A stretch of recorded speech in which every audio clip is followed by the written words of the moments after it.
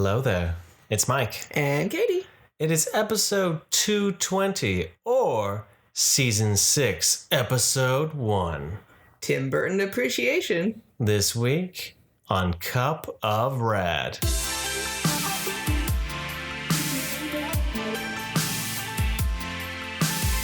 Hello, everyone. Hey, we're back. That's right. It is the start of our 6th season. I know, that's craziness. 6 years of doing this. Cue the fanfare. Okay. Longer than most Netflix shows get to prove right now. I mean, we were before anyway, but still. That is true. So our episode numbers just continue if you're new to the podcast. So it's episode 220. Yeah. But it is technically our 6th year of doing this. And Starting of our 6th year. So if it makes it easier, it's season 6, episode 1. I know. That feels more digestible for you. Because sometimes it can feel like you don't have to. We're not like a TV show. You don't have to listen to all the episodes, but it's greatly appreciated if you go back to our catalog and listen to everything you haven't listened to before. See that how we have either grown or have not. De-evolved? I think we've gotten better. I think we have definitely evolved. It's just changed. We're not as regular. Yes, because life. That is true. That is true. So speaking of life, Katie and I celebrated our 19th wedding anniversary. That's right. The joke I like to use is we are longer than most television series, but with all the drama. We got a little bit of everything. Yep, the twists and turns never stop. Because again, life. Sometimes you think that, there is a being of great power out there that has decided to say, like, what'll they do this time? Just what like if we TV throw shows, this? right? Yeah. New showrunner comes in. Oh, you thought everything was fine? Oh, just wait until you try this out. Right? We because we used to spend a lot of time down in Disneyland and all that, we used to always go to the French market and we would get red beans and rice and the coffin cake. And this year I decided to actually make them myself because, we can't be in Disneyland. Well, we realized, it had been, years now since we've actually got to celebrate our anniversary in Disneyland. And those were our best times ever. So we thought, try to recreate a little bit of that magic that we have, that we so fondly have. And I was telling my boss about that. And he's like, your recreation of things is like next level. It's super impressive. Like the fact that we try to like hold on to different things and make experiences happen again for ourselves. It was quite impressive. Well, they're good memories that have a lot of good fondness to them, so it's always worth. Yeah, your red beans and rice turned out phenomenal. Absolutely phenomenal. I'm sad the leftovers for myself are gone. Oh, there's still like multiple leftovers in there. Yeah, well, there's no rice. There's just the red beans, and the red beans are delicious, but it's just red beans. There's one with rice. So. And then the coffin cake was an adventure. But it turned out delicious. Yeah, well... Just different than what we expected. Anytime you try to take something on the spur of the moment, one, where you don't have a recipe, 2, you're trying to veganize something that was never vegan, it can be an adventure. And so when you're racing to get stuff before a store closes... Plus, you're trying to make it back to it's done in time because dinner's only in an hour and a half. It was an adventure. It was an adventure. But we successfully made coffin cakes. Yeah. They were fudgy brownie type cakes. They were dense. They were like slabs of chocolate. They were dense. But we had this amazing... It was supposed to be a cookies and cream mousse. It froze to almost be a cookies and cream ice cream. It's essentially cookies and cream flavored like coconut Cool Whip is really what it is, right? Yeah. And then this amazing buttercream frosting, and then we had Oreo crumbs on top, and it was delicious. It's also a matter of trying to like reverse engineer like your amounts because you don't want to make right. I wanted 3 cakes. And even in themselves, they were quite large. Right. So they turned out pretty good. They brought in the memories. They were a lot. They were dense. They were 2 nights worth of snackage. So, you know, it's the coffin cake that keeps on giving, which was lovely. And so we had that fun adventure. This weekend we also got to experience an Oktoberfest. Yeah, our local brewery that we love, Sidekick Brewing, held an Oktoberfest. 4 new beers dropped, and they had live music and kind of a different atmosphere. Kind of just walk in or more of an inside festival. Yeah, which was pretty fun, and we had a group of friends there and tried all their beers and. Yeah, which was good. I thoroughly loved 3 of them. For the 4th one, it wasn't bad, but it wasn't spectacular. It was just a different flavor that it just didn't fit with the rest of them, and so as I say, it wasn't a bad thing. It just the other ones were really a little bit more special feeling. Yeah. So I actually liked it. I only really liked 2 of them, so I won't have as much of a. Like the IPA was good. It'd be curious for me to try it again. Like I would try it again outside of we tried, one of them that I knew I liked right off the gate because it was the first one I tried, so I knew that I still legitimately liked it. What it would be is to try the IPA when I'm just having that, when I have no other buzz involved. It was the second one you drank though. It was? Yeah. Interesting. Then I probably do really enjoy it. And granted, the Sidekick has done a really good job with their IPAs. Well, and I've never liked that style of beer, and I seem to like them there, which is very impressive, right? So, so that was a fun day. Right. So this weekend up here, we've got Brewhalla coming up. So that'll be a fun experience. There's tons of different breweries coming around, so we're going to get to try some more fantastic beers.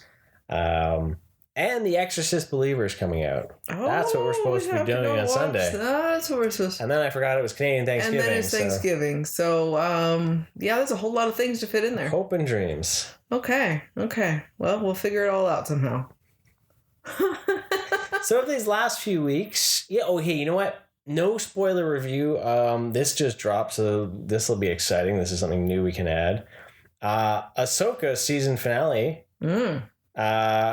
Oh my god, oh shit, oh damn, they didn't. Oh my goodness, they did. Say what? Oh, what? That tear. Oh my god. Multiple tears. I can't believe. Wait, what? How are they gonna know? Oh my goodness. And when's the next season? Yeah, that was accurate. I like it. If you haven't watched it, go watch it now. I feel definitely with everything that the Mandalorian's been doing, and even for, say, the Ahsoka season, Andor was good. But it was more dramatic than what my take for Star Wars is. Yeah. And this show, similar to what Rebels did for Star Wars for me, this show has done for live action Star Wars for me. Where it just reinvigorated my excitement. Yeah. Mando was there, but it still was a different type of Star Wars. Well, and it was still relatively limited in its scope of what it was looking at. This is big grand picture, galaxy wise. Yeah. And lightsabers. Most importantly, lightsabers. When I watch Star Wars, I want lightsabers. That is something that I'm very excited for. So many lightsabers. Right? And the battles in this were this last episode too, just amped up. And I think that was one thing that was kind of cool almost with this series, that each lightsaber battle in every episode, it got more interesting. It didn't feel repetitive. And they just, the battles just built, and I think that was really cool. I like the use of the music. I know you really pointed all of that out. Every single time a different song would show up.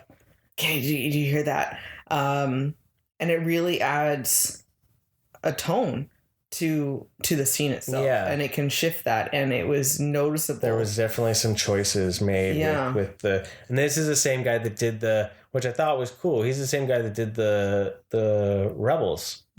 So, making that jump from animation to live action too, right? So this is definitely a season that I feel I could go back and watch again easily. Yeah. And still really enjoy it. I didn't feel like it wasn't a drag. I think it'd be something that we could easily try to binge probably again. pick some more out of it then. Yeah. And just have that big picture of like, okay, well now I know how the story arc goes, so now I can pick this out, and really. So I can see myself doing that. Yeah. So I have no idea where it's going to go and how it's going to go, but there are so many questions that need to be answered and so many things that potentially happening. And well, it did a good job of finishing out this story arc, but so you're like, you don't feel completely left hanging. Yeah. But it's definitely still, what? Yeah. What? Yeah. Where I was going to, I got sidetracked, but that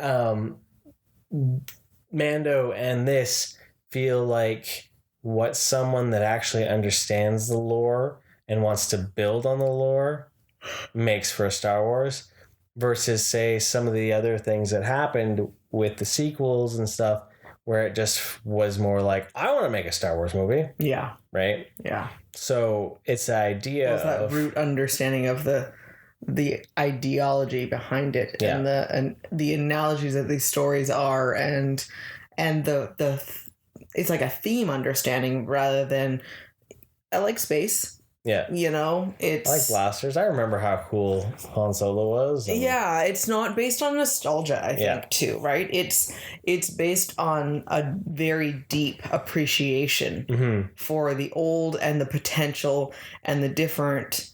all the different side stories that I don't even know about, but I know exist that are outside of just the original trilogy feel. You know, it's trying to think of something in a new way, paying homage to the old while also being fresh, and it's very impressive what Filoni's done. Yeah. So definitely was excited for that, and it turned out to be amazing. Amazing. So here we are, the start of spooky season. Octobers are always our big horror and spooky movie time. If we can find time this October. Shut your dirty mouth. Oh. We will make it happen because it has to happen because it's October and that's the best thing. And that's what we do. It's, you know. I agree. Spooky, scary skeletons. And oh, now I'm really singing that. Damn it.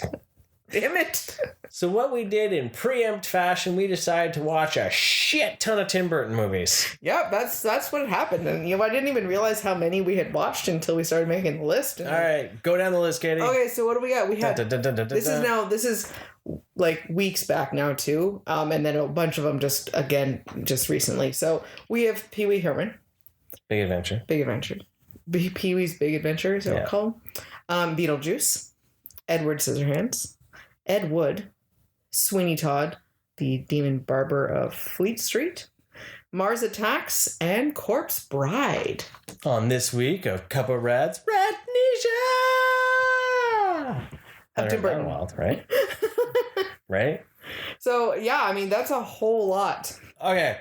5 second go, and then we can end this because we got Murders Only to watch. Oh! You're like, so we watched some Tim Burton's movies. They're good show, cool. Good show. Cool. Jolly good show. Good chip, and all that rip prop. Off to the telly.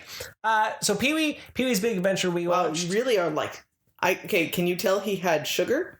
He's like on crack right now. Wow! Okay. That was a good like R2 getting shot sound. Yeah, I know. That was pretty good, huh? Considering I'm C-3PO out of the two of us, that was pretty good. That's true.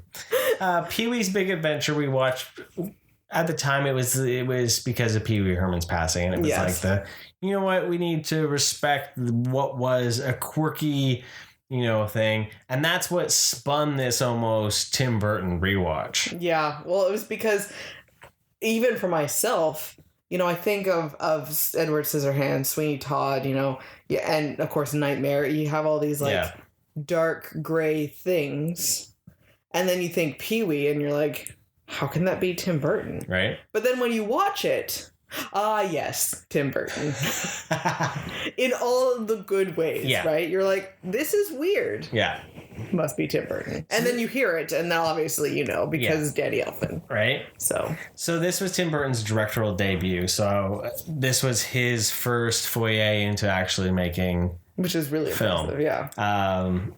And what I think is kind of cool with Pee Wee Herman is Pee Wee Herman, though he lives in like a realm among himself. The Pee Wee that you get in Big Adventure is different from the Pee Wee that was on the TV show. It's different than the one that did TV appearances. It's different than the one that did the stand-up comedy. Like, yeah. He's like playing a character within a character. It's like this huge break of like Pee Wee Herman is acting as Pee Wee Herman in something. Yeah. Like, yeah. Okay. So out of all, well, you know, honestly, for the longest time, he was only Pee Wee Herman to me. Yeah. Like the way that it felt in the world, because I never really knew too much about him. But I really didn't. You thought Paul Rubens was just when you started saying that, I was like, who the hell are you talking about? It's Pee Wee Herman. Like, I honestly, I mean, I was much younger at the time, but I wouldn't have been able to tell you that Pee Wee was played by someone. Well, because Paul Rubens very rarely did anything. He did nothing else, right? Yeah. You know? So to me, it was, this is who it was, and he was just, you know, I mean, it makes way more sense because that is a very strange individual to exist in real life. I'm just going to be honest. I mean, it makes much more sense as a character, but I don't know if it was seeing the shows or that type of stuff, or just I assumed it was, you know, kind of a characterization of himself, but, you know. So it's an interesting idea that that's kind of what I had in my background and what I thought was in the world, right? So. I had seen a thing where he had said that he was terrible at remembering punchlines. So his idea for Pee Wee Herman was the worst comic that you've ever met, basically. That was his idea. But he was the worst comic that thought he was the best comic. Oh, and that fits perfectly. Right. Pee Wee's like nothing but confidence. Right. So. And like, and also just that childlike, you know, innocence and all that. So out of everything though for Pee Wee Herman, I enjoy Pee Wee's Big Adventure because sometimes the show for me, even as a kid, got grating with like a lot of like the screaming and like the zooms and like it was just too much. It was overstimulating in a lot of cases. So Pee Wee's Big Adventure really is my Pee Wee Herman experience. Yeah. Big Top Pee Wee, not so much. And then when they made the other movie, it still was not the same kind of thing. So that is where I think it's just that quirky, weird little adventure that I think everyone should experience at least once in their life. Well, like I've never seen anything else from it. So like really I really only have this to go on to really legitimately say I have watched this and I've comprehended it. I enjoyed it way more than I was expecting going into it. Yeah. Like I was like, okay, I feel like I have to watch this. It's kind of like I need to do it. Rite of passage. Just so that I have this under my belt, right?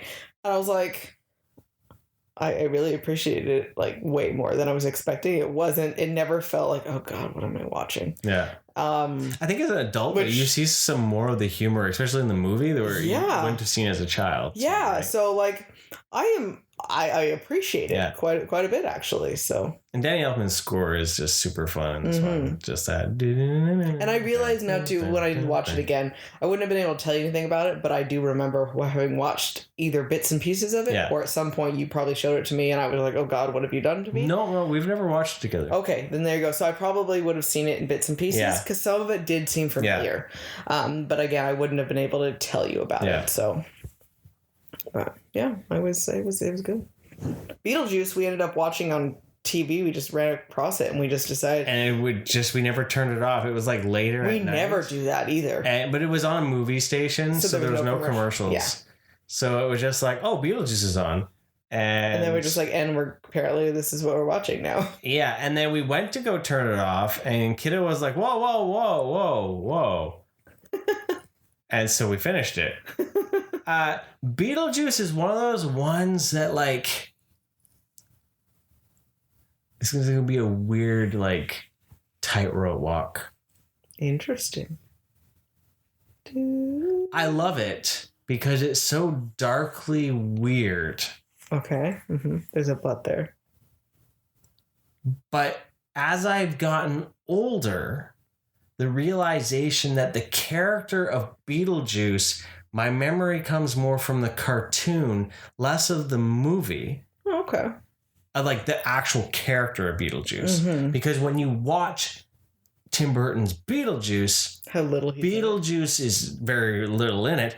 He's also the villain. Yes. Right? He's not this like happy-go-lucky. Oh no, he's an asshole. Right? He's literally a pedophile. There's that too, right? Yes. Like you see that coercive and manipulative, and you're right. She's a teenager, and he's trying to marry her. He's not a good guy, right?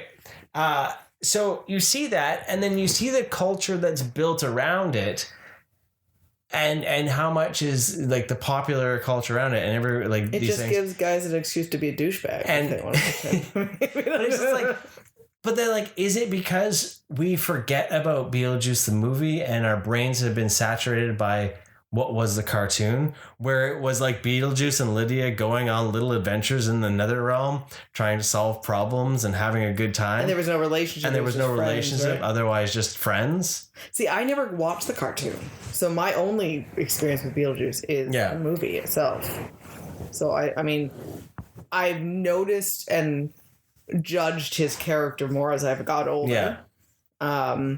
For sure. And I realize how little he's actually in it. But then again, I've never seen him as like this happy-go-lucky, I know the marketing and I everything like that. And so everything looks all bright and bubbly and happy. But I've never seen him as this good guy, but at the same time, I do agree, the older I've gotten, he's become less funny and less like silly and jokey and more like creepy. He's become more inappropriate the older I've gotten. And I don't know why I wouldn't have seen that from before.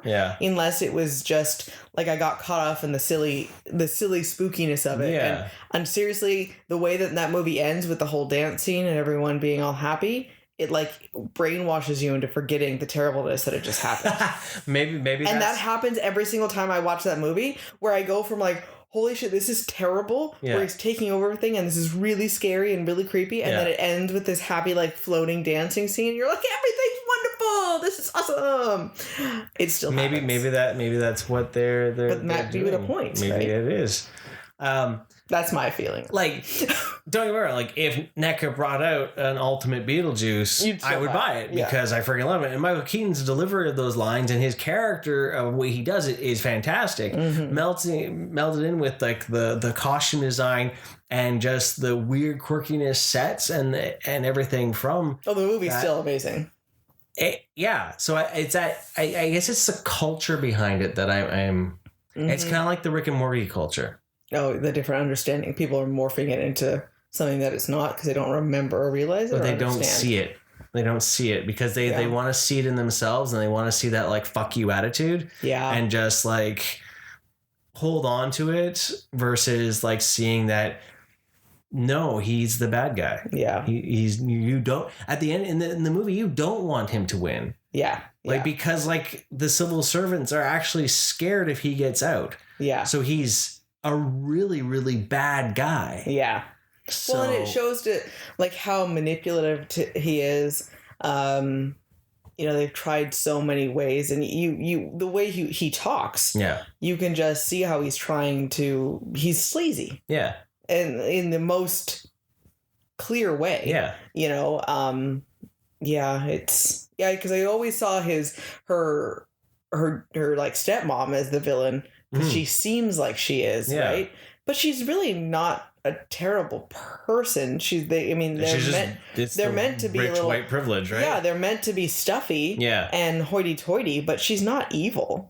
Even to Lydia, she's actually really not evil to her. Lydia is a gothic depressed brat. So I mean, she's not the greatest ray of sunshine either. So it's interesting to see that change of the characters. The more you watch it, the more you get different, or the older you get, right? So it's a movie that just keeps evolving. Well, I think it's even when you look at, say, like Nightmare Before Christmas, it's really just a movie about a midlife crisis. right? You love telling people that. It's adorable. And it hurts their soul when they. No, I love it so much, though. When I've told some people that, though, they're just like, "Well, what are you talking about?" No, it's about Halloween and Christmas. I was like, "No, it's not.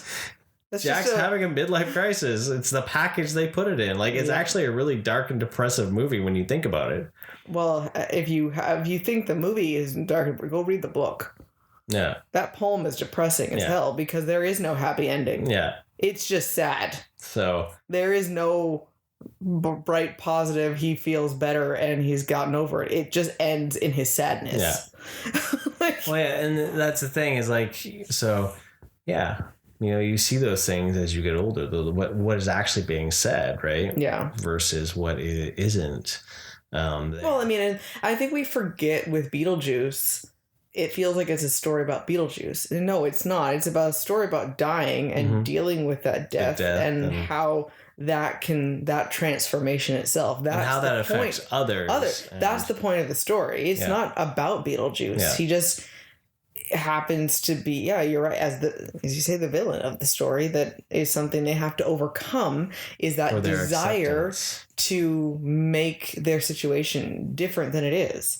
It's that it's overcoming that insatiable need to fix and to change what our existence really is. So this will be what'll be interesting is when finally the actor strikes all over and they're able to go back to filming and all that, seeing as they actually we're 1 day away from wrapping on Beetlejuice 2. I'm still scared about that. I'm curious to see when that finally does come out in a year or so, what our feelings on that will be, because how will that be? Because the everything that's been said about the movie is that they're still dealing with the Dietzes. So so is it going to take the culture that Beetlejuice is now and try to make it into a movie, or is it going to still harken to the old one, which won't really fit in our new culture? Like, and that's why I always felt that it was unnecessary to make it. No, it's a one and done. If anything, you could make something in the world if you wanted to, but even that, Beetlejuice himself doesn't fit in our current culture the way he was written. So I don't want to have sympathy for Beetlejuice and have him like learn some sort of lesson, because that feels weird. And but that's what we do now. Yeah, right? we redeem the villain. Yeah, with like some overarching arc of like something. So I don't have any expectations for it. No. So. I'm gonna see it. I'm curious to see what it'll be like. But it's that idea of like when you rewatch that and I don't foresee it needing a sequel for the story that was told, especially Beetlejuice still coming back to deal with the Dietzes, I think, or whatever is going to happen. I think seems like that's nostalgia for nostalgia. Yeah, and not new enough, not a refresh. Yeah, it's not going to get anyone to go and really be excited about it. Why do we need to reinvigorate that story? But that's the thing, is they're hoping for that exciting, and people, weird. It is right. It's weird. So, but yeah, no. When you look at Beetlejuice, though, with the sets and the way it's filmed and with the quirky stop motion and Danny Elfman's score again, just it hits in a way that it's a fun movie to watch. I love the clay faces that they make for themselves. That was always one of my favorite scenes, was when they stretch their faces out. That was always weird to me, because it's made with the clay. It really does feel like they're just molding their face into things. And I just always thought that was really super fun. Yeah.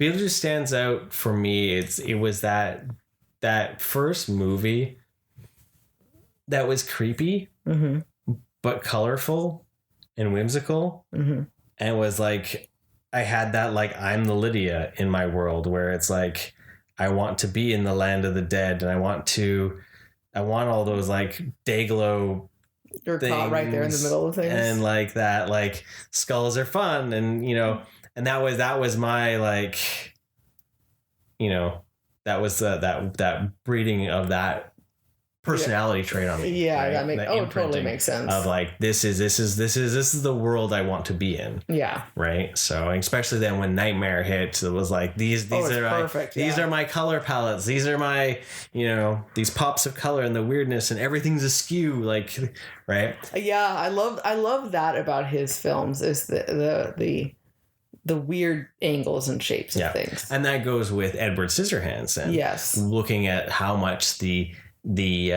inventor's castle, basically everything is not straight. Yeah. The staircase is wibbly wobbly. The it's windows just all over the place. It's Yeah. just straight angles, and it's very much a statement of the character itself that he's trying to portray. Then it's like everything about the whole design fits with the people, and then especially contrasted to the perfect straight shaped everything in the neighborhood community, right? Yeah. They're even juxtaposed with the bright colors as well, right? It's interesting because their kiddo was just like very confused and very concerned with the weird bright houses, and they're all the same things, and the tract homes like that, and it's like yeah, there really was city communities out there like that they just like blah blah blah blah blah build these houses, right? They have a different style now. They're the same idea. We just added extra things to them so that they don't look the exact same. But I love the set design in Edward Scissorhands with the color palette, and the use of that was just so brilliant. Yeah. To really get that this is this world, and yeah, it was. I hadn't seen that movie for a really long time. Well, for the longest time, we tried to show it to kiddo, and he just kept panicking because it was like, I don't want to watch a movie with a man with scissors for hands. We're like, it's not scary. Well, it's it was like a that, romance. and then we tell him romance, and then I don't want to watch a romance. Yeah. And then you realize that so much, as much as I don't think it was nearly, it wasn't as scary and it wasn't as romantic as we made it sound like that. There is bigger concepts and drama that I didn't even think about as being part of the acceptance and the judging and the fear that people have about unknown. Those are all those bigger concepts that I think it wasn't a bad idea for us to wait a little bit, because he could really appreciate what was happening and feel the empathy towards Edward. Yeah. Of what they were doing was wrong and how they were treating him, even from the beginning, where it's like, I'm a little leery about what they're doing. Yeah. And questioning motives and questioning how they're actually reacting, and then being able to be like, something's going to happen here and they're not going to like this. And what about this? So it's a very complex story.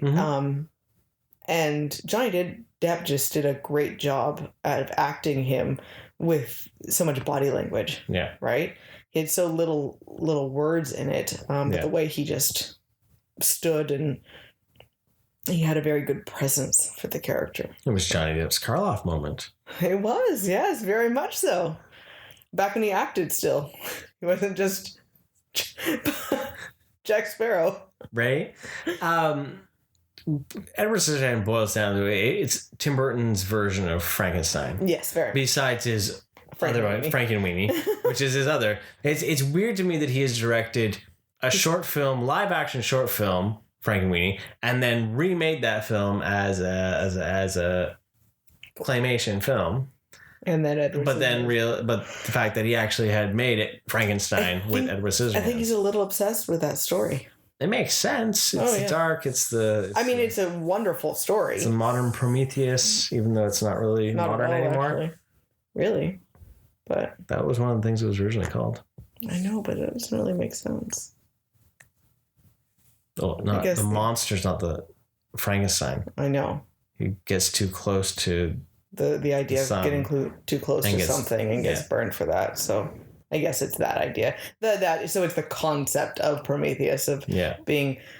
I look so much more of the Greek mythology of like more of a literal of the mythology for it. So that's why Mary Shelley was such a great writer, right? Yeah, to be able to put those parallels together. Yeah. Oh yeah, agree. Science reaching too far and getting burnt. Yeah. Yeah. Exactly. So. Right. That makes sense. This is another one where Danny Elfman's soundtrack for me it hits. it's just so, you know, those themes are just perfect. I got so angry watching the movie because I just wanted to reach in the screen and punch that terrible, terrible teenage boy. Oh, yeah. Kiddo was so mad about him too, and he's just such a terrible person. Outside of how he is with Edward, even too, he's just a terrible person. Which is the point of it all, and I mean, it's the reality of things is you're going to have that, and but it definitely made me irritated and made me feel so sad about things, but also, yep, this is how the world is. This is exactly what would happen. There's probably way more hope in here than really the world would give you. Like, that's how I felt. I was like, this was just... How burned are you right now? So sad. So, it was not a feel-good film. Even though, like, you know that it was still ended where he at least lived and, you know, did okay. But he had something so nice to be, and it, you know, it got taken away from him because everyone wanted something from him. Yeah. And there was a lot of emotions brought up in that movie, way more than I was expecting. There's also that idea of like the talent and talent being abused and drained because of what people think that they can monopolize off of you. Yeah. You know, and once, and I mean, think about all the commentary in there about that is like, even before it's like really started showing up even more in our world, like even more dramatically, but that one wrong move and how everything can crumble, where, you know, you don't even realize it. Yeah. You know, he scorned the wrong person and his life got screwed over.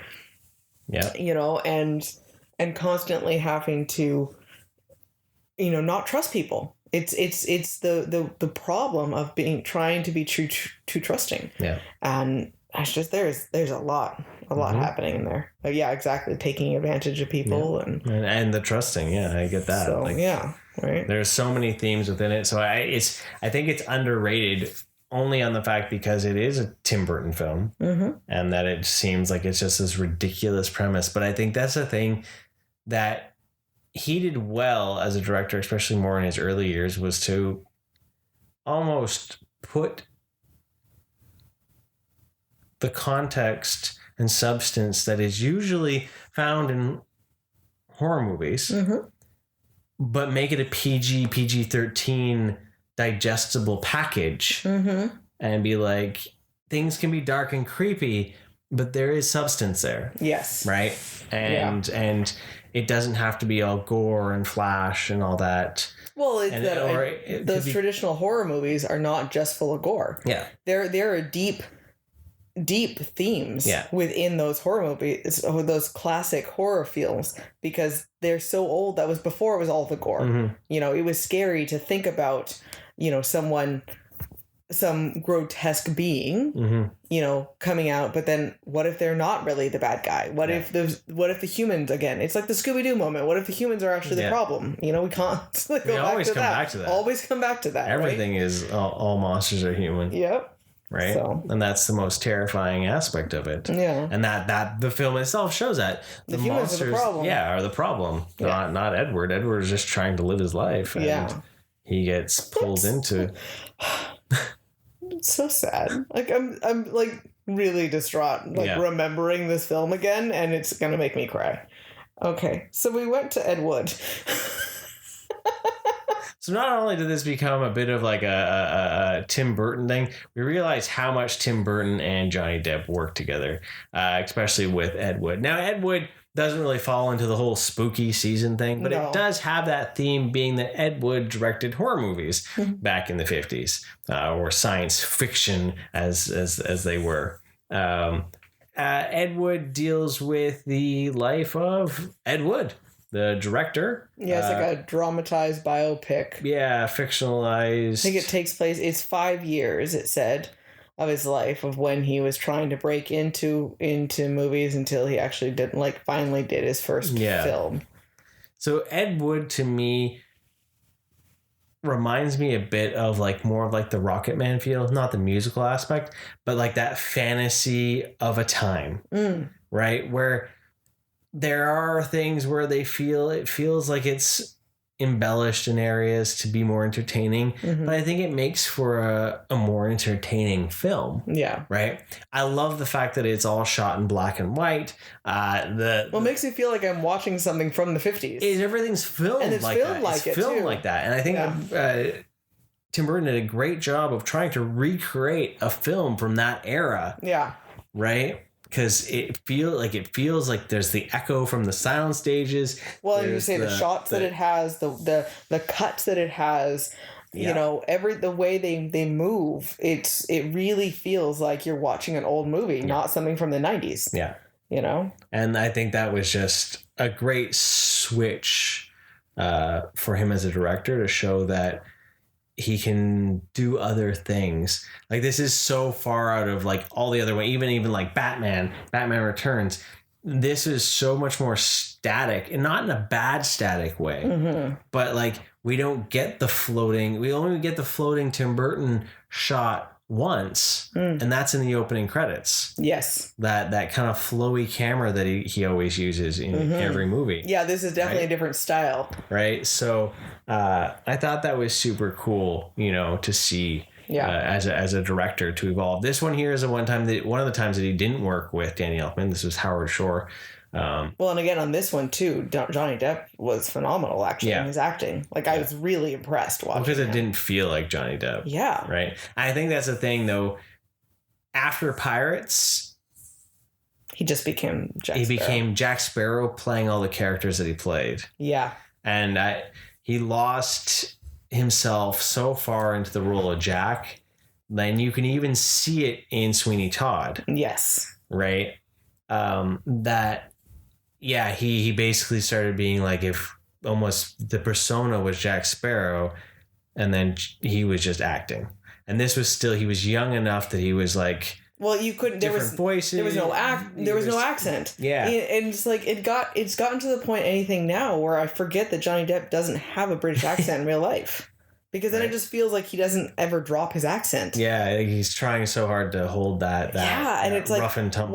Watching Ed Wood, I'm like, he's doing such a good job of dropping his accent. Oh yeah, because he doesn't have one. Like, you know, I didn't hear the stereotypical Johnny Depp sound. Yeah, and he didn't have any of it. And I then. loved it. Yeah. Right. And same with Scissorhands, right? Where it's just a different, it was a different voice, and it's like that extra appreciation for what he really did have back then, right? Before all the drugs. Yeah, there's that. So I remember, Sweeney Todd, I remember really enjoying it when I saw it in theaters. Mm-hmm.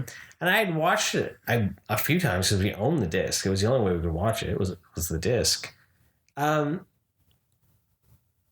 found I enjoyed it less. And I don't know if maybe it's because of the irritation of seeing Jack Sparrow in everything that Johnny Depp did after. I have to agree with you, because I remember the songs really well. Yeah. I remembered when I had kind of forgotten about it. Watching it again, I was like, I recognize these songs. Like I know, you know, what's going to happen. I recognize, and I can feel the beats of the movie. Okay, it's coming back to me. But all I could hear was Jack Sparrow. Yeah. And it really weighed on me. Yeah. And I didn't realize how much it was. One thing when it was so close to Pirates, when you weren't inundated with this whole huge long saga of Jack Sparrow as a persona.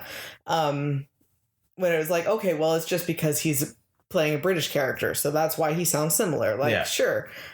And now, it was a different light. Even though that was still earlier on, it's just like, that's all I hear is Jack Sparrow. And it was very distracting. Yeah. You know, he was the weakest part of that movie. Yeah, it didn't make me feel like it was Sweeney Todd. Yeah. Which was sad, because if I try to remove that irritation, it was a cool character. It was when But some of his facial motions even had that too. Yeah. Where I could see it, and I'm like, okay, so which came first? Like, I see Jack Sparrow in you. Yeah. The way you delivered things when he was unsure or like, Yeah. Like, there was Jack Sparrow right there. Yeah. So, sorry. Oh, no. There was a couple songs where he dropped it completely, right? His Joanna songs and all that, where it was like, oh, you can sing still versus like the shout and the gay and the rah, rah, rah, rah, rah, right? And you're just the harshness that he would bring out in it, right? And this was also, I believe, the beginning. So I love Tim Burton, but there's also that little bit of the love-hate aspect of he got to a point, though, where his creativity, I feel, stumbled. And he began relying so much on computer-generated. And Sweeney Todd is the start of that, is part of that. Even Charlie and the Chocolate Factory was sort of that start of like the overuse of that was hard CG. Definitely right? overuse. And Alice, like this is all part of that era of Tim Burton that I don't like. Well, if we go back to what we were talking about with him taking this classic story and really telling it in a different repackaging and telling this deep theme and all this creativity with talking about all these big issues essentially, and then we name Alice and Charlie and Chocolate Factory. They're just recreations of old books that are very specific. They're not. He didn't take the theme and the concept of Alice in Wonderland and repack it into something else. He just made Alice in Wonderland. Yeah. Same with Charlie and Chocolate Factory. It's not a reimagination of the idea of Frankenstein, let's say, so that in itself limits what he excels at. Yeah. And it just puts a box around him. Yeah. And I think that's where he was stumbling. I think that's the same with Sweeney Todd. It's an established story. Yeah. And then you get into these other ones like Dumbo and stuff. So when he broke out of that and did say like Big Fish, which I felt was it was on par, if not better than Ed Wood as a different type of story. It takes him almost a little bit back to like Pee-wee. Yes. In that big whimsical like fantasy. Yes. Right. It's like you see those and you're like, hey, you still have some gas left in the tank. What can you give? Sleepy Hollow, I still really enjoyed because he reimagined Sleepy Hollow. Yeah. He told it a bit differently and it wasn't stuck too much on the CG. There was some bad CG in it, but it definitely still did better. Right. Yeah. So when it came to Sweeney Todd, I was finding myself struggling a bit with it this time around because of a few of those things. Like I still really like Helena Bonham Carter in it, her delivery and all that, because it was fairly clear. It was, and it's a dark, twisted tale, which is always a good time, especially when you're in musical form. We showed Kiddo this, and he was quite horrified many times, and it wasn't just the killing. I mean, it was also like, oh my gosh, like literally like getting his throat sliced, and then he got to the point where I was like, oh, he's killing everyone. Okay, whatever.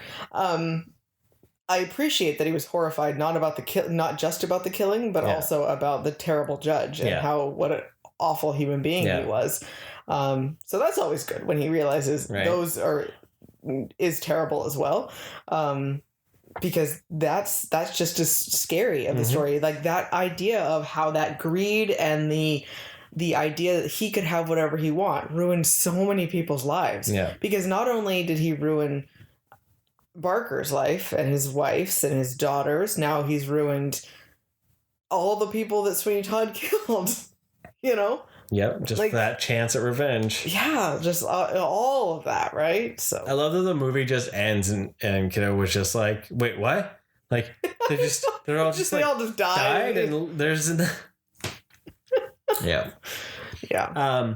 But it did definitely also feel like they were on the Warner lot and they were just all on loan from Harry Potter. Oh, yeah, very much so. We can't do anything else. What's going on the Warner lot? Oh, yeah. Let's go be in this Tim Burton movie. Let's name who is not in the Harry Potter film at the time. So I thought that was kind of interesting. Something Right. it didn't click into until later, right? Yeah. Something that relied heavily on CG that we haven't talked about yet, though one of his films was Mars Attacks. Mars Attacks was this big who's who of I cannot believe celebrities were in it. That were in the Topps comic card of that, because that's what Mars Attacks is from. It's from Topps trading cards, and you collect them all to be able to like tell the story of Mars Attacks. And then later there was like a second series where Mars Attacks again, and like so I am really surprised that there's never been a Mars Attacks, not sequel, but just like another Mars Attacks movie. Right? Like it is weird. This one, the original bombed so hard, everyone's gun shy. It was so funny watching the credits and like seeing all the names, and I just couldn't believe how many people I knew that were like big stars, not just like casual people, but turned into big stars. I'm not right. It was impressive. Yeah, it was just a who's who. Now, Mars Attacks, one of those ones where it's a terrible film. It's so much worse than I remember. It's a terrible movie, but it's kind of fun to watch. I don't remember it being as dramatic as it was. Yeah, I get you there. It was a lot slower. I was like, I remember like brains exploding and like the apparently that's what you wanted. Apparently that's I thought there was just so like the last like 20 minutes of the film was like what I remember the entire film being idea. And yeah, I forgot how much of the leading up to them actually arriving. Is just there's so many. It's told in so many different groups, so many different stories all over the place. It's very disjointed. It's like so many locations, and you have to move all these stories along. But it took forever to do that. Yeah. Like you could have cut that in half and still would have been something. Well, it's almost like spoofing Independence Day without realizing it was spoofing Independence Day, because they came around the same time, right? Like with that idea of jumping around to all these different characters, all these different locations, and like right. But it was way more boring and like now because I was like, I was excited to watch it again. I was like, oh sweet, I remember really liking because like we went to Spirit and there was all the Mars Attack stuff, and like I love those aliens, like that. Like I love the so design, classic. Right? Yeah. And I remember really liking it when I was younger. I was like, this is gonna be awesome. I'm super excited. You know, kiddos finally agreed to watch this, and I'm like, oh my god, this is so terrible and so boring. Why was I excited about this? But I think the bright color of those aliens make it, when it does get to more the attack part, it gets fun. Yeah. And it gets ridiculous. I love the little red sparkly Speedos. Like, those are awesome. What? The little red Speedos that they wear. Oh. Those always made me laugh. Yeah. But well, so on a fun fact, the movie was supposed to originally have like something like close to $260 million budget. And then it was slashed to a $60 million budget. The aliens were supposed to all be claymation. It was all supposed to be done to look a bit more like a 50s film. Yeah. And then they had to go to CG in the last moments of time. So then that's why... That explains so much of it. That's why they also then reuse so much CG footage. Yeah, because you were like, kiddo, watch. This exact same death scene happens in a few moments. And it was spot. It happened like 3 times, right? Yeah. And even like that's why like they all get the armor is so like, it's the exact same motion. Like, there's no repeat on things. Right. And so there's all those little things that happened to it that it got so slashed that it became a shell of what they had planned. So, in some multiverse, there's the, almost $300 million Mars Attacks that became the Titanic of that generation. So someone needs to make a big budget Mars Attacks is what I hear. Yeah, they do. I'm surprised they haven't. Yeah. Like it seems like it's literally... Let's start that hashtag and that rage there, Mike. Right? Man vs. Alien, like we haven't had a Man vs. Alien movie in a long time, right? That hasn't been like weird hive mind, like Indiana The Jones the cards were gruesome for the time period. Like, yeah, definitely. it wasn't like, it should be more of a horror movie, right, than anything. Yeah. So Super 7's bringing out Mars Attacks figures from the Topps cards, not in the movie. I think they look amazing. So there's like that weird I think the alien design is what gives me that like warm and fuzzy, like, they were really cool looking, and that's, I say that all my fond memories is of that. Yeah. You know, I remember, you know, the Sarah Jessica Parker dog head, you know, body mix, and like I remember all of that. Yeah. And that weirdness there, but just a lot of the other human drama that happened before the aliens showed up was just like, oh my god, I'm totally done with this, because you didn't care about them, right? No one was likable enough. Like Independence Day is one of my favorite films ever. It's dramatic, it's full of all that. You care about the people though, but in Mars Attacks, you're like, I really don't care. I want to see you all die. Yeah, right. Just that's why it's a horror movie. Which, I mean, I love when they do attack. And they're little lasers, and they just fried. It's like, oh, bring it on. To the skeleton, right? Yeah, you just need a 3-hour version of that. Awesome, like.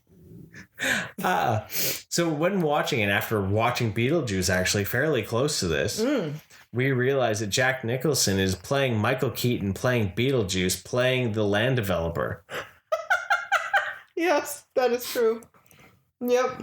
And so then that got me looking. I went down the rabbit hole, and I found out that Michael Keaton was actually supposed to be in that role, but was busy doing something else, so he wasn't able to take it. So he was written as Michael Keaton playing it. So. Yeah. So then when they hired Jack Nicholson actually didn't want to do the president, but they needed a president, so then they tagged it on because he wanted the art role, the land developer role. Nice. So then he got to do double billing. That's because funny. they needed I told Kiddo, I was like, dude, this is the same actor. He's like, what? But it was so clearly him playing Michael Keaton playing Beetlejuice. Like, he even does the whole, hey, what's going on here? A little bit of Joker in there too. You're right. Yeah. So that's funny. But so Mars Attacks, I don't think held up well in the RADnesia. Out of all of the ones we watched, that's the one that I could honestly say I don't care if I ever watch it again. Really? Yeah. I would have actually gone with, I would say, Sweeney Todd. I would actually drop that from any of my watch again. Yeah. I don't care about watching Mars Attacks again. I'd still watch Mars Attacks again. It wasn't even, to me, it wasn't even like funny or action enough for me to be like, oh, this is hilarious. That's fair. That's fair. It made me really sad to say that, because that's what I was expecting. Yeah. I was going in with these fond memories of like, this is going to be just ridiculous. Yeah. And I feel very disappointed in it. No, that's fair. And I mean, I also don't care if I watch Sweeney Todd again. No. You get one. I didn't say, why is this a rule now suddenly? But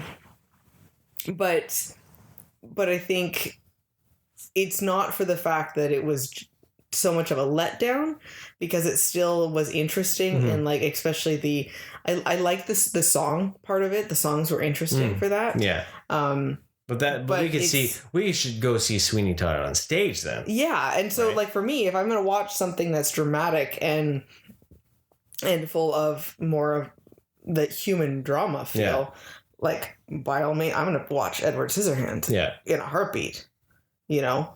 That's so much better, and it makes me incredibly sad, and yet I would definitely watch that one over and over again, right? So how about The Corpse Bride? So Corpse Bride. So this one here, I'm gonna play. When I was super excited when The Corpse Bride came out, because like huge claymation, like that kind of Nightmare is everything for us, right?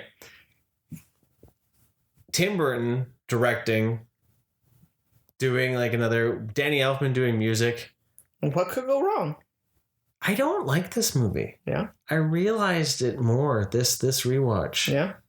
Because we were really excited about this one. When it first came out, I wasn't a big fan of it. Yeah. It was a letdown for me. And it's short. Yeah. I couldn't believe how short minutes. It was like all of a sudden it was over, and I was like, oh my goodness. I remember when we watched it, our favorite scene was Danny Elfman's number. Yeah, Bone Jangles. And that's the absolute still that still is the highlight of the movie when he's recorpsing. Retelling that's the best tale part of the movie. Of the Corpse Bride. And it has always been that way. I would watch that little snippet. Yeah, just with as the a Halloween dance. Short story. That is still my favorite part of the movie. Yeah. Everything else I could. Like, I love the design of the Corpse Bride. Yeah, the Corpse Bride is fantastic. Yeah. It's everything else I hate. But it's the underworld aspect is because it's bright and creepy. Yeah. All at the same time. It's exactly what you love about Beetlejuice. It is all of that, right? No one in the, I'm going to say upstairs, is enjoyable. Yeah. Right? No, you aren't really rooting for anyone in particular. It's got a mixed... And even Victor's not super likable. No, he's not. Like, you don't dislike him, but you aren't rooting for him at the same time, right? You have that, you want that revenge on the swindler guy. So you're rooting for the Corpse Bride itself. Yeah. But, like, it does bring me joy to see her finally at peace when she finally, moves on or does something. I don't know what exactly why she's stuck in purgatory, essentially. But either way, she's released. Well, because she was wanting to be married and she never got that. I know, but they don't talk about purgatory. They just speak of it as in the underworld idea. But when she turns into butterflies, then it's like, okay, well, was this actually a purgatory then? Right? I don't know exactly. That was my question this time. But literally, that Bojangles scene is the best part of the movie. Yeah. So. Yeah, because I felt bored. Yeah. The maggot really bothers me. He's irritating. Like, he seems like a stereotype. Well, he is. He is, but he's not even funny enough to be forgivable for that. No. He's not quirky or nice or silly or anything. He's just obnoxious. Yeah. And then there was too much of, like, the stereotypical, like, kid family movie when all the corpses go up to the overworld, and it had so much of, like, the movie itself is so dark for, like, the longest time, and then, like, the end it's just like, we're going to have a wedding, right? Yeah. And it was just, well, this kind of feels like this is Halloween, but, like, we're gonna have a wedding. And it definitely it is a letdown because it's trying to be. It's trying to walk that line between creepy and family friendly, and it just doesn't hit the mark. Doesn't hit the same way that, ironically, Nightmare did. Yeah. And Nightmare being, granted at the time, Touchstone, but still a Disney family thing, and it hits it better than Warner's had. Mm-hmm. And, Well, I think sounds funny, but it's more serious. Yes. Though, it's much more serious because like just you said, this like weird like silliness at the end. Mm-hmm. There really is no silliness because the gleeful that they have in Nightmare is still creepy. Yeah. It's only gleeful because they're happy about it. Yeah. But it makes you uncomfortable to be happy with them. Yeah. The only joyous people that are really in it that also make us happy is Christmas Town. Yeah. But there's one song and it's just him observing it. Yeah. And you see his joy and it feeds off of our joy of Christmas, but it's not silly. Yeah. Right? Yeah, because even the joyfulness that comes from Lock, Shock, and Barrel is creepy. And it's creepy and it's uncomfortable and you're like, I am not supposed to feel okay with them. Yeah. Right? But like, say there's no sidekick that's obnoxious. There's no, none of that type of stuff. Right? And you want to see Jack succeed at something and feel happy. Yeah, he's a likable character. There's so many likable characters in that, right? Right? Yeah. You like Sally, you like Jack. Oogie's the bad guy, but he's still really entertaining. Yeah. So do you think then we possibly dodged a bullet of Tim Burton not directing Nightmare? He only produced it and it's his story. Everything else was... I think... I don't know. I mean, the one good thing is the fact that where it was in his career would have been a much better chance of it opposed to more current, right? Yeah. So there would have been a good chance for it, but I think almost that split of duties of having, especially after knowing his story, I think you got a different, the lightness and the joy that did come into it was likely brought drawn else. I think it would have almost been a little more dark. Maybe. But I don't know. As I said, there is a higher chance of him, given his time frame of his career, that it still would have been enjoyable. That's fair. But I know it's so easy to forget that he just produced it, that he didn't actually direct it, right? Yeah. Because it's still, it's marketed as Tim Burton's Nightmare. Yeah, and it's right? Because it is his baby, right? And so he very much deserves to be on it, but we just assume, well, he also must have directed it as well, right? But so like, let's put this into, and this is what I find is quite interesting. With that being said, really, Tim Burton's career for us was from 85 to about 94. Mid-90s? 99 if we conclude Sleepy Hollow. Okay.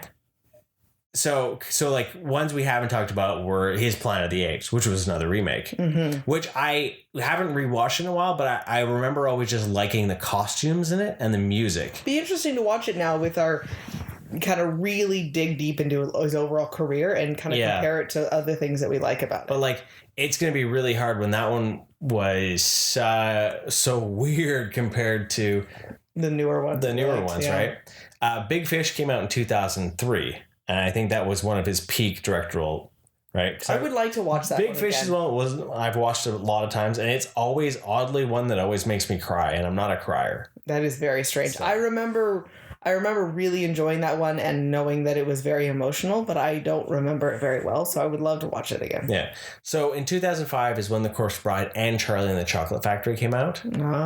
And in 2007 is when Sweeney Todd came out. Oh, okay. Then Alice in 2010, and we did a rewatch of Dark Shadows last year, and that was a bad movie. I'm sorry, but that was a bad movie. Yeah. Frankenweenie.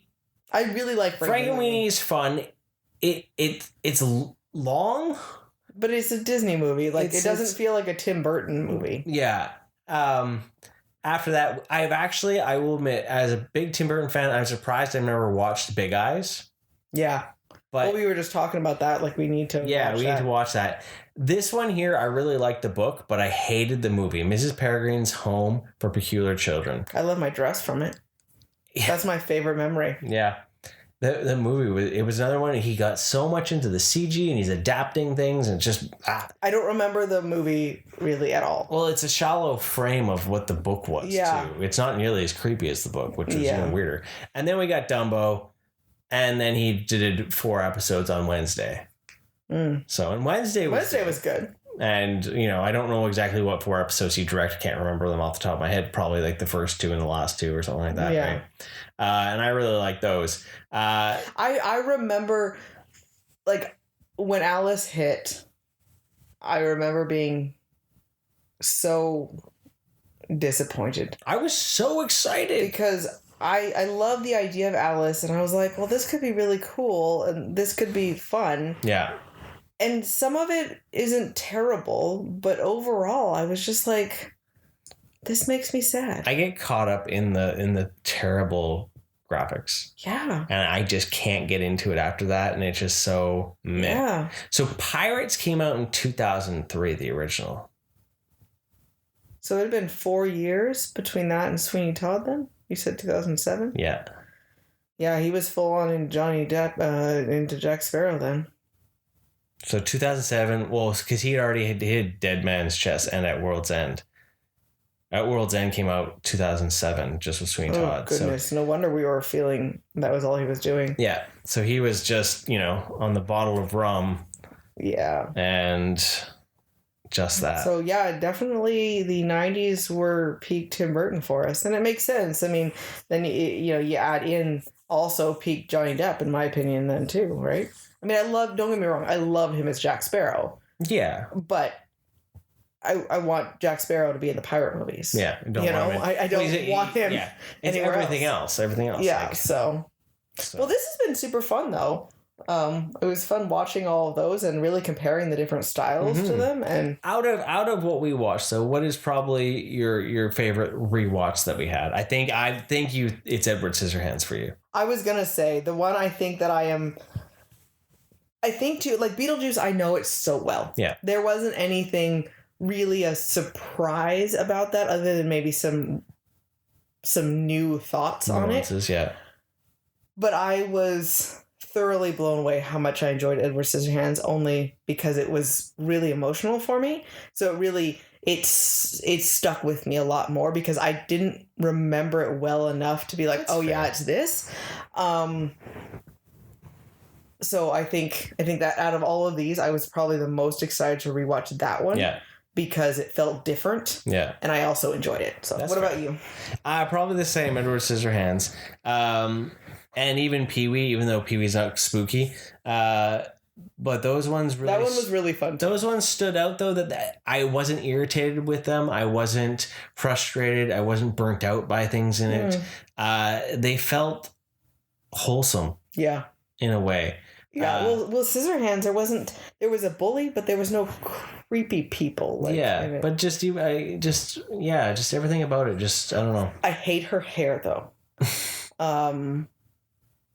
Well, the hairstyles in that movie are like whose? It's not the hairstyles. That blonde needs toner so bad. I hate it so much. It made me angry every time I saw it. Like visibly upset where I wanted to pour purple shampoo on her head. That was probably not a thing in that era. I hate it so much. It's corn straw colored and it's awful. That's fair. I think this RADnesia was really good, though, for what you said about comparing things and all that, because it really showed that there are certain films that just don't live up to the memories. Yeah. And there's certain films where you keep trying and you're just like, I need to quit you. I think Corpse Bride is one of those. Yeah, I think Corpse Bride is one of those ones where I just want to just not. Be like, and I'm done with it now. Yeah, like I think we still have the DVD somewhere, and I think we need to like burn it. It makes sense that we would have gotten it because it was just like it's well, it was pre-streaming, so obviously that, but it's like it's skeletons and it's Tim Burton. Of course, we're gonna like it. Yeah. Yeah, no, I agree. That's the one where I'm like, no, I think as much as I say I don't want to watch Mars Attacks again, I think I'm not trying. I don't have this expectation of like wanting to enjoy it more than I'm ever going to be able to. Yeah. Like it can still fill a certain place there. Yeah. But then there's even just that idea where we have some of these on disc, and then I go, do we need to keep it if we just don't have any? If we're not gonna ever, if it's like, you know what, this was just not what it needs to be. Yeah. Because kiddo's never gonna pass. Like by the time he has kids and stuff, he's never gonna keep all of our discs. Yeah.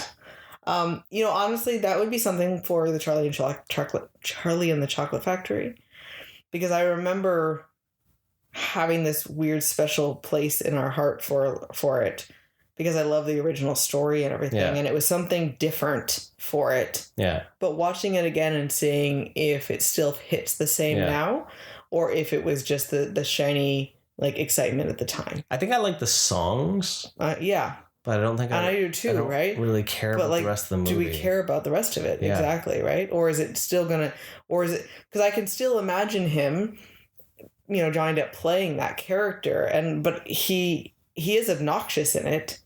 Is it okay though because it's part of the film itself, or like, that's why I'm looking forward to that new Wonka film, just because he seems like a nice character. He doesn't seem like he's gone crazy yet. Yeah. I'm curious to see how that goes, but I don't know. So it's just the idea of maybe trying to put a bit more of a thought on the rewatches for things, and you make a good point. Like, do we ever need to keep it? Like, are we ever going to say, oh, I really feel like watching Corpse Bride again? I don't think we're going to. Because I think if we ever get the need to watch some, like, skeleton love story, we're just going to put Nightmare in, because that never disappoints. Yeah, exactly. So. Well, this has been fun. Get ready for more spooky season coming up in the following weeks. Yeah. We're going to try to find something. Well, Exorcist Believer is coming out, and I really want to see that, so we should have an episode right after that. Fantastic. So, thanks for joining us, everyone. Have a wonderful day. and remember, stay rad.